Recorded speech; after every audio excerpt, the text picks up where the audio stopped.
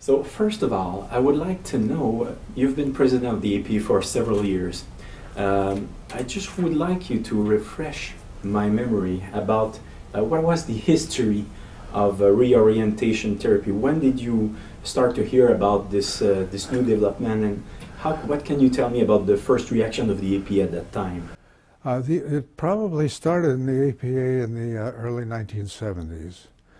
And at that time, the women's movement was in ascendancy and it tended to overshadow the gay rights issue. But the two seemed to meld as they went on.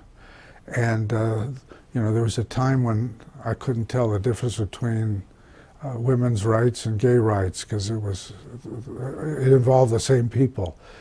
The first time it came up, and I was a member of Council. This would have been 1975, because I remember that's when I made the resolution. I made the resolution that being gay was not a mental illness. It was characterological. And it passed the Council of Representatives. And that was the first issue that came up. I also said that with that the APA, if it passes this resolution, will also vote to continue research that demonstrates whatever the research demonstrates, unbiased, open research. It was never done. Yeah. It was never done. But the resolution that I made in the Council did get adopted, and by a wide margin. In that era, the Leona Tyler principle was paramount, that the APA would never take a position publicly that wasn't supported by scientific evidence, that it had to be scientifically demonstrated. And we abided, the presidents in my era abided by the Leona Tyler principle. All of a sudden, things began to change as things became more political than scientific. The Leona Tyler principle, which was never withdrawn, disappeared. In fact, you can't even find it in the annals of the APA. If I didn't have it, it wouldn't exist as far as they're concerned.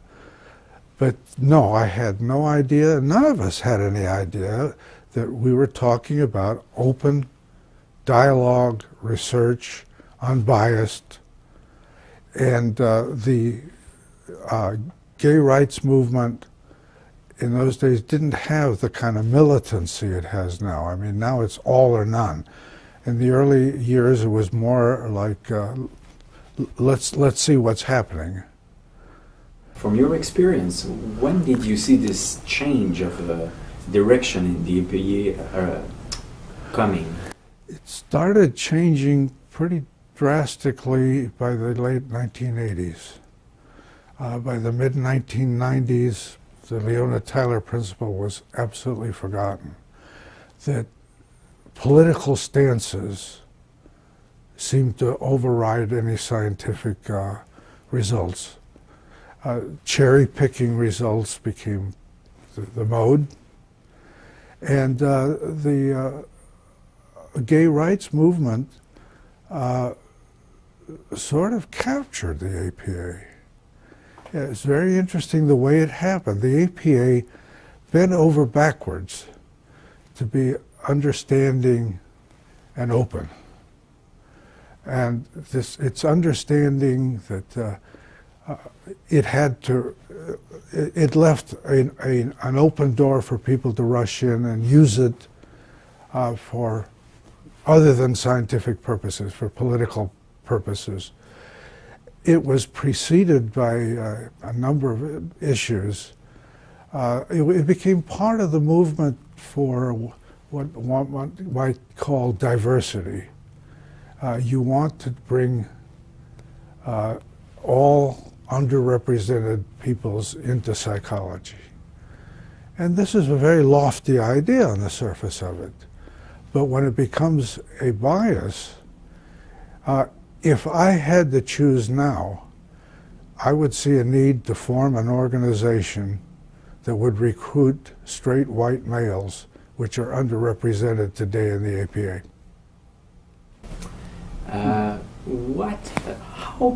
What happened step by step so that the organization changed like this within 20 years? We developed a group of psychologists that numbered around 200 to 250 that rotated themselves through all the offices of the APA. When a rule was passed that you couldn't serve more than X number of sessions on consul or on a certain particular office, they would rotate. They would run for another office and then come back to consul.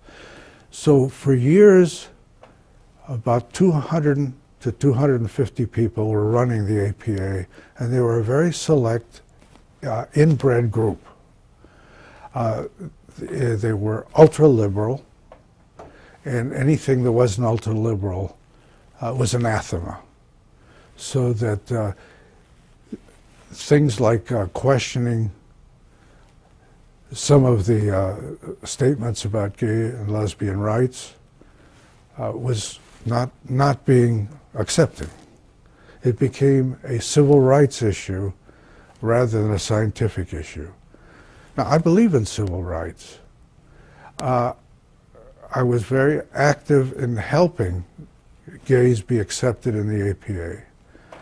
To this day, I am not opposed to gay marriage.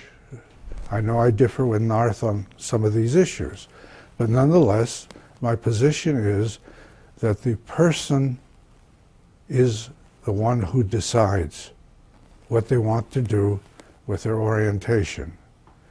And if somebody decides to be gay, I respect that. If somebody wants to marry a same sex, I respect that. But I also respect the right to disagree. And that's not allowed.